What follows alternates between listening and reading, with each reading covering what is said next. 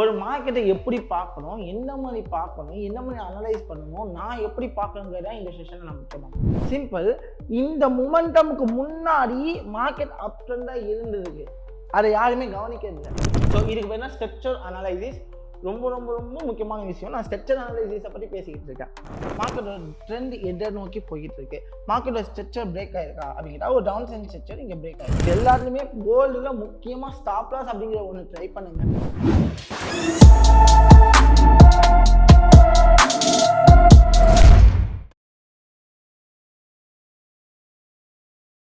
Hi everyone, இன்னைக்கு நம்ம பார்க்க போகிறது நீங்கள் எல்லாம் நான் எதிர்பார்த்துக்கிட்டு இருக்க நம்மளோட கோல்டு அனலைசிஸ் தான். ஸோ இந்த கோல்டு அனலைசிஸில் நான் ஏன் இவ்வளோ நாள் போகல அப்படின்னு பார்த்தீங்கன்னா, ஃபஸ்ட்டு திங் மிடில் ஈஸ்டோட டென்ஷன். ஏன்னா ஒரு பக்கம் வார் அப்படிங்கிறது ஸ்டாப்புங்கிறாங்க, இன்னொரு பக்கம் வார் கண்டினியூ ஆக போகுதுங்கிறாங்க. ஸோ ஒரு ப்ராப்பரான இதுவே வராததுனால மார்க்கெட்டோட மூமெண்டம் அதுக்கேற்ற மாதிரி நடந்துக்கிட்டே இருக்குது. So we cannot able to predict properly. ஏன்னா ஒரு மார்க்கெட் டைரக்ஷனை அண்டர்ஸ்டாண்ட் பண்ணிக்க முடியல. ஸோ அதனால தான் கொஞ்சம் வெயிட் பண்ணேன். ஓகே, ஸோ இது இப்போ முடிகிற மாதிரி தெரியல. ஸோ 2 வீக் கேப் கொடுத்தோம், பட் இது இப்போ முடிகிற மாதிரி தெரியல. Okay, we can go on the head அப்படிங்கிற மாதிரி தான் இந்த செஷனை திருப்பி நான் இந்த செஷனை திருப்பி நான் ஆரம்பிச்சிருக்கேன். ஆக்சுவலி என்னுடைய வியூவை மட்டும்தான் நான் இங்கே ஷேர் பண்ண போனேன். எந்த ஒரு இன்வெஸ்ட்மெண்ட் அட்வைஸும் இது கிடையாது. அதே மாதிரி எந்த ஒரு சிக்னல்ஸும் எதுவுமே இல்லை. ஸோ ஃபுல் அண்ட் ஃபுல் இது எஜுகேஷன் கண்டென்ட் அப்படிங்கிறத உங்கள் இடத்த ஃபஸ்ட்டு நான் பதிவு பண்ணிக்கிறேன். இன்னொரு விஷயம் என்ன அப்படின்னா, ஒரு மார்க்கெட்டை எப்படி பார்க்கணும், எந்த மாதிரி பார்க்கணும், எந்த மாதிரி அனலைஸ் பண்ணணும், நான் எப்படி பார்க்கணுங்கிறத இந்த செஷனில் நான் முக்கியமாக கொடுக்குறது. ஸோ நான் எந்தெந்த ஜோன்ஸ் டிஃபைன் பண்ணேன், இந்த ஜோன்ஸ் மார்க்கெட் எந்த மாதிரி ரியாக்ட் ஆகலாம் அப்படிங்கிறத நம்ம இந்த இடத்துல பார்க்குறோம். ஸோ லெட்ஸ் ஓகே, நான் ஃபஸ்ட்டு திங் டெய்லி சார்ட்டுக்குள்ளே போனேன். ஸோ டெய்லி சார்ட்டில் மார்க்கெட்டோடைய மொமெண்டம் எப்படி இருக்குது அப்படின்னு பார்க்க போகிறோம். ஒரு மார்க்கெட் எப்படி அப்ரோச் ஆகிறதுக்கு சான்சஸ் இருக்குன்னு பார்ப்போம். நான் நிறைய பேர் என்ன பண்ணுவாங்க அப்படின்னா, எல்லாம் திங்க் பண்ணுறது என்னவா இருக்குது, இங்கே மேக்ஸிமம் எப்படி திங்க் பண்ணுறாங்க அப்படின்னா, இதை மட்டும் பார்க்குறாங்களே தவிர இதுக்கு முன்னாடி நடந்த சில இன்சிடென்ட்ஸை பார்த்து ஃபியூச்சரை நம்ம பார்ப்போம் அப்படிங்கிறது இங்கே யாருக்குமே இல்லை. அதனால தான் நிறைய பேருக்கு மார்க்கெட்டோட டைரக்ஷனை அண்டர்ஸ்டாண்ட் பண்ணிக்க முடியல. ஸோ ஃபர்ஸ்ட் திங் நான் அந்த விஷயத்தை உங்களுக்கு கிளாரிட்டி பண்ணுறேன்.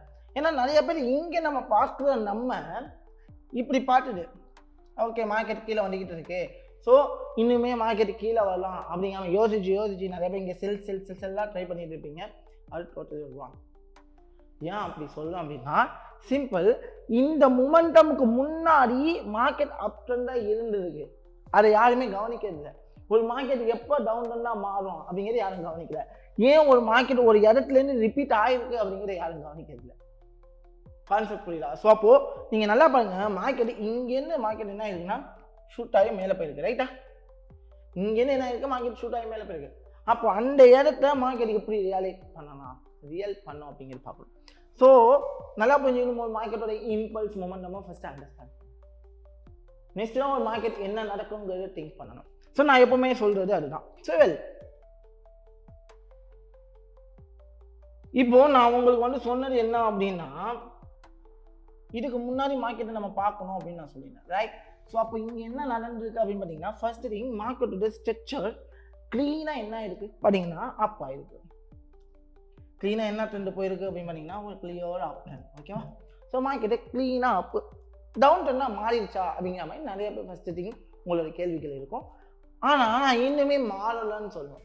ஏன்னா ஒரு மேஜராக மார்க்கெட் டவுன் ட்ரெண்ட் ஆகணும் அப்படின்னா மேஜரோட ஸ்விங் லோவை மார்க்கெட் என்ன பண்ணணும் அப்படின்னா எடுக்கணும்.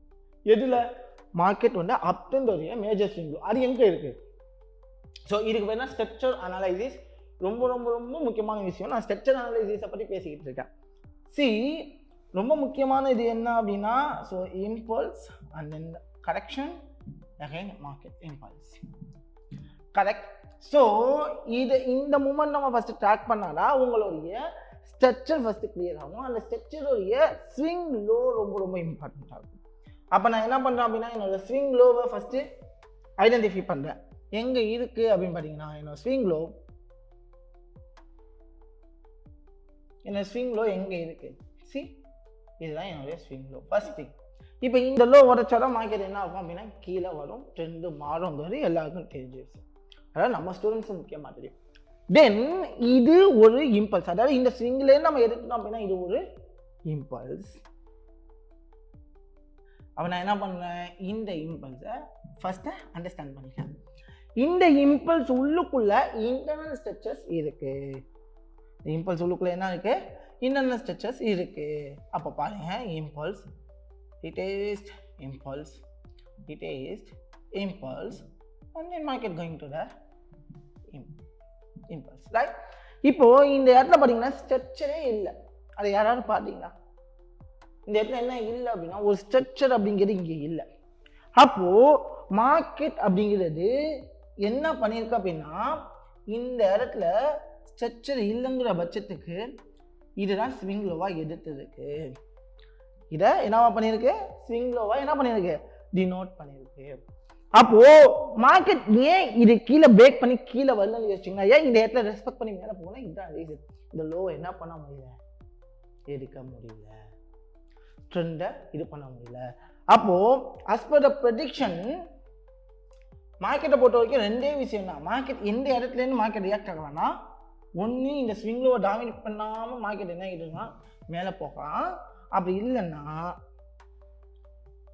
இந்த லோவை டாமினேட் பண்ணாமல் மார்க்கெட் என்ன ஆகலாம், மேலே போகலாம். இதை ஃபஸ்ட்டு புரிஞ்சுக்கணும். ஒரு மூமெண்டம் எந்த ஏரியாவை டாமினேட் பண்ணாமல் எந்த டைரக்ஷன் நோக்கி போகும் அப்படிங்கிறத ஃபஸ்ட்டு நீங்கள் புரிஞ்சுக்கணும். எல்லாத்தையும் சொல்கிறது நான் அதுதான்.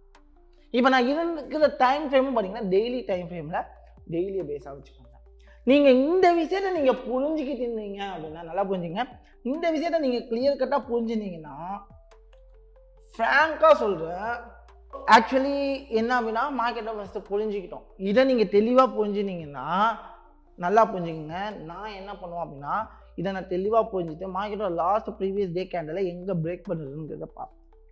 ரைட், ஃபார் எக்ஸாம்பிள் இந்த கேண்டலோட ஹையாக மார்க்கெட் எதுக்குதான்னு பார்ப்பேன். எனக்கு என்ன பண்ணியிருக்குன்னா க்ளீனாக ஹையாக மார்க்கெட் என்ன பண்ணியிருக்குன்னா டாமினேட் பண்ணிச்சு. ரைட், கேண்டலோட ஹையாக மார்க்கெட் டாமினேட். அப்போலேருந்து என்னோடய வியூ எல்லாமே என்னவா இருக்கும் அப்படின்னா பை சைடு மட்டும்தாங்க. ரைட், இப்போவுமே என்னோடய வியூ என்னவா இருக்குது அப்படின்னா பை சைடு தாங்க. ஓகேவா, மார்க்கெட்டோடைய வேஸ் ஆஃப் அப்ரோச்சஸ் எப்படி இருக்கலாம் அப்படின்னு பார்க்கலாம். இப்போ வந்து பார்த்தீங்கன்னா மார்க்கெட் க்ளீனாக என்ன ஆகிட்டு இருக்குன்னா, க்ளீனாக பாருங்கள், மார்க்கெட் ஒரு அப் ட்ரெண்ட் நோக்கி போய்கிட்டு இருக்கு. மார்க்கெட் என்ன பண்ணிட்டு இருக்கு, க்ளீனாக ஒரு அப் ட்ரெண்டை நோக்கி போய்கிட்டு இருக்குமா. சரி, நீங்கள் புரிஞ்சிக்க வேண்டியது இதுதான், மார்க்கெட்டோட ட்ரெண்ட் எதை நோக்கி போய்கிட்டு இருக்கு, மார்க்கெட்டோட ஸ்ட்ரக்சர் பிரேக் ஆயிருக்கா அப்படிங்கிற ஒரு டவுன் சைன் ஸ்ட்ரக்சர் இங்கே பிரேக் ஆயிருக்கு. Right, first thing, down sign structure இங்கே என்ன ஆயிடுச்சு அப்படின்னா பிரேக் ஆயிடுச்சு. இங்கே நீங்கள் புரிஞ்சிக்க வேண்டிய ஒரு முக்கியமான விஷயம், பிரேக் ஆயிருக்கு, மார்க்கெட் என்ன ஆகலாம் அப்படின்னு பார்த்தீங்கன்னா, நம்பர் ஒன், இந்த மொமெண்டமில் இது இன்டர்னலாக டவுன் ஆகிருக்குல்ல, அந்த மொமெண்டமில் மார்க்கெட் இப்போ நிற்கிற ஏரியா ரொம்ப ஒரு இம்பார்ட்டண்ட்டான ஏரியா. அப்போது நான் அந்த ஏரியாவை நான் என்ன பண்ணுறேன் அப்படின்னா ஜோனாக நான் மார்க் பண்ணிக்கிறேன். நல்லா புரிஞ்சுக்கோங்க, அதாவது 4910, நல்லா புரிஞ்சுக்கோங்க, 4915 வச்சுப்போம். ஸோ ப்ளஸ் 4760, இந்த 200, அதாவது 2000 பாயிண்ட்ஸ் உங்களுக்கு நல்லா ஞாபகம் வச்சுக்கோங்க, 2000 பாயிண்ட்ஸ் வச்சுப்போம். ஓகே, ஸோ இந்த zone is very complexity of the zone, அதாவது ரொம்ப காம்ப்ளிகேட்டான ஒரு ஜோன் அப்படின்னு சொல்லுவேன். இந்த ஜோனில் மார்க்கெட் எப்படி ரியாக்ட் ஆகும் அப்படிங்க தான் பார்க்கணும். இப்போ ஒன்று நல்லா புரிஞ்சுக்கோங்க. ஸோ இந்த விஷயத்தை நான் உங்களுக்கு சொல்லிட்டேன். ஸோ மார்க்கெட் எப்படி ரியாக்ட் ஆக போகுது அப்படிங்கிறது. ஸோ இந்த ஜோன் ரொம்ப காம்ப்ளிகேட்டான ஒரு zone. So maximum probability buy side இருக்குது. அப்போது இப்போ என்ன பண்ணும் அப்படின்னா, இங்கே பையர்ஸையும் ட்ராப் பண்ணோம், செல்லர்ஸையும் ட்ராப் பண்ணோம். எப்படி ப்ரோ சொல்கிறீங்க அப்படின்னா சிம்பிள். இப்போ வந்து பார்த்தீங்கன்னா அப் ட்ரெண்ட் ஸ்ட்ரக்சருடைய ஸ்விங் லோ எங்கே இருக்குது அப்படிங்கிறத அண்டர்ஸ்டாண்ட் பண்ணணும். இப்போ நான் எப்படி அண்டர்ஸ்டாண்ட் பண்ணுவேன்னா, ஃபஸ்ட்டு என்ன பண்ணுவேன், ஸ்ட்ரக்சரை பார்ப்பேன். ஸ்ட்ரக்சரை பார்த்துட்டு எனக்கு மார்க்கெட்டோட அப் ட்ரெண்ட் ஸ்ட்ரக்சருங்கிறத நான் கன்ஃபார்ம் பண்ணிட்டேன். Correct. So up trend structure அப்படிங்கிறத நான் கன்ஃபார்ம் பண்ணதுக்கப்புறம் மார்க்கெட்டை பாருங்களேன், சிம்பிளாக உங்களுக்கு சொல்கிறேன், low high, higher low, higher high, higher low, higher high, higher low, and then next ஹையும் வச்சிச்சு. So it's because of it's flip ஆயிடுச்சு. அப்போது நம்மளுடைய இடத்துல நம்ம என்ன பண்ணுவோம் அப்படின்னா, என்னுடைய ஸ்விங் லோ எது, இப்போ லாஸ்ட்டு ஸ்விங் லோனா இதுதான் எனக்கு, ஏன்னா இந்த ஹையை தாண்டி போனதுனால என்னோடய ஸ்விங் லோவை இதுவாக வச்சுக்கிறேன். ப்ரோ நீங்கள் சொல்கிறதெல்லாம் புரியலை அப்படின்னு நீங்கள் நினச்சிங்கன்னா, மார்க்கெட் ஸ்ட்ரக்சர், ஒரு ஸ்ட்ரக்சர் அனாலிசிஸ்க்கான ஃபுல் வீடியோ பேக்கேஜாகவே நான் என்ன பண்ணியிருக்கேன் அப்படின்னா யூடியூப்பில் நிறையா அப்லோட் பண்ணியிருக்கேன். கொஞ்சம் பார்த்தீங்கன்னா நான் இப்போ நான் சொல்கிறேங்கிறது உங்களுக்கு புரிய ஆரம்பிக்கும். ஸோ இது என்ன சொல்ல முடியும், இப்போ இந்த இடத்துல மார்க்கெட்டை நீங்கள் புரிஞ்சுக்கணும். ஓகே, ஸோ இந்த இடத்துல புரிஞ்சுக்கிற நீங்கள் மார்க்கெட் என்ன நடக்கலாம் அப்படிங்கிறது திங்க் பண்ணணும். ஏன்னா இந்த இடத்துல மார்க்கெட் என்ன ஆக சான்சஸ் இருக்குது, செல் ஆகிறதுக்கு சான்சஸ் நிறையா இருக்குது. இப்போ இந்த இடத்த புரிஞ்சுக்கிட்டு நீங்கள் உடனே நான் ட்ரேட் எடுக்க போகிறேன், உடனே நான் ப்ராஃபிட் பண்ண போகிறேன்னா என்னை பொறுத்த வரைக்கும் பொறுமை தான். ஏன்னா எல்லாத்துக்குமே பொறுமை ரொம்ப முக்கியம். இந்த பொறுமையை நீங்கள் கையாண்டு இப்போ இந்த ஜோனை பிரேக் பண்ணிடுச்சு அப்படின்னா, ஃபார் எக்ஸாம்பிள் நான் சொல்கிறது நல்லா புரிஞ்சுங்க, இப்போது மார்க்கெட்டு இந்த ஜோனை பிரேக் பண்ணிவிட்டு கண்டிப்பாக கீழே வரும், அப்படியெல்லாம் மேலே போயிட மாட்டான். கண்டிப்பாக என்ன பண்ணும், இந்த ஸ்விங் லோஸில் ரியாக்ட் பண்ணிவிட்டு மேலே போகும். சான்சஸுக்கு நம்பர் 1 சான்ஸ். அப்படி இல்லை அப்படின்னா, ஏன்னா நம்ம ட்ரேட் எடுக்க போகிறது நம்ம முக்கியமான ஏரியாவில் தான் ட்ரேட் எடுப்போம். ஏன்னா இந்த ஸ்விங் லோவில் நான் ரியாக்ட் ஆகணும் அப்படின்னு நீங்கள் ஸ்விங் லோவில் ட்ரேட் எடுங்கன்னு சொல்ல மாட்டேன். இந்த ஸ்விங் லோவில் ஒரு ப்ராப்பராக என்ன பண்ணுவோம், ஒரு டவுன் ட்ரெண்ட் இருக்கும். அந்த டவுன் ட்ரெண்ட் ரியாக்ட் பண்ணி இந்த ஸ்ட்ரக்சர் ஷிஃப்ட் ஆகுதான்னு நம்ம பார்ப்போம். பார்த்து தான் நெக்ஸ்ட் ட்ரேட் எடுப்போம், ஸ்டாப் லாஸ் வைப்போம், டார்கெட் வைப்போம். இதுதான் வந்து as per the கான்செப்ட். அப்படி இதை பிரேக் டவுன் பண்ணிடுச்சு அப்படின்னா, இந்த ஸ்விங் லோவை உடைச்சிச்சு அப்படின்னா என்ன பண்ணுவோம், இந்த ஸ்விங் லோக்கும் இந்த எங்கேருந்து மார்க்கெட் ஸ்விங் லோவை எடுத்துச்சோ அதுக்கு ரியாக்ட் பண்ணுவோம். அந்த ரீட்ரேஸ்மெண்ட் ஏரியாவை ஃபஸ்ட்டு பார்ப்போம்.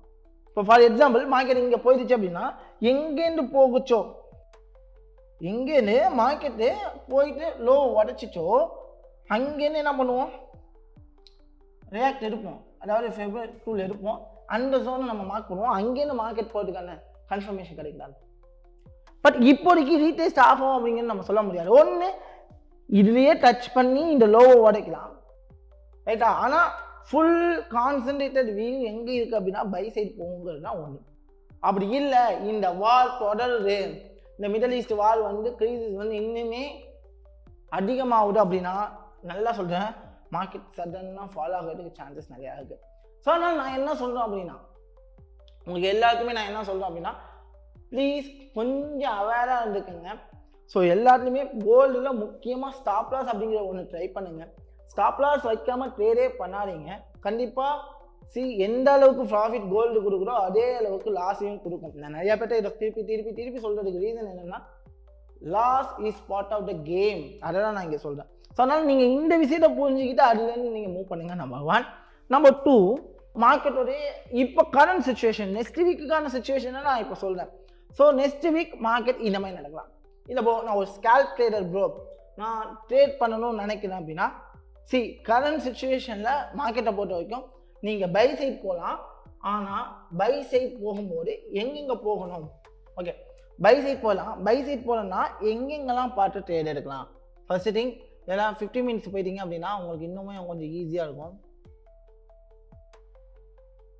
ஸோ 50 மினிட்ஸில் மார்க்கெட் உங்களுக்கு பார்த்தா தெரியும் க்ளீனாக என்னவாக இருக்குது, ஒரு அப் ட்ரெண்ட் மார்க்கெட்டாக இருக்குது. அதில் எந்த ஒரு சந்தேகமும் இல்லை. இப்போதைக்கு 50 மினிட்ஸோட ஸ்விங் லோ எங்கே இருக்குது அப்படின்னு பார்த்தீங்க அப்படின்னா, இப்போதைக்கு கரண்ட்டான 50 மினிட்ஸ் லோ இந்த லோ, ரைட்? ஸோ இந்த லோவில் மார்க்கெட் ரெஸ்பெக்ட் பண்ணுதா அப்படிங்கிறத நம்பர் 1 பார்ப்போம். ஓகேவா? நான் தான் பார்ப்பேன். ஏன்னா மார்க்கெட் இன்னுமே எனக்கு என்ன வரைக்கும் போகலாம், இந்த டெஸ்டினேஷன் வரைக்கும் போகலாம்னு சொல்லிட்டு நான் இந்த எப்படி பார்ப்பேன் அப்படின்னா, இந்த லோவை மார்க் பண்ணிவிட்டு மார்க்கெட் இந்த டவுன் ட்ரெண்ட் வருது அப்படின்னா இந்த இடத்துல என்ன பண்ணணும், ஒரு ஸ்ட்ரக்சர் ஷிஃப்ட் கொடுக்கணும். இந்த ஸ்ட்ரக்சர் ஷிஃப்ட் கொடுத்துட்டா ட்ரேடு, ஸ்டாப் லாஸ், டார்கெட் 1. அப்படி இல்லைன்னா you need to wait for the correction area.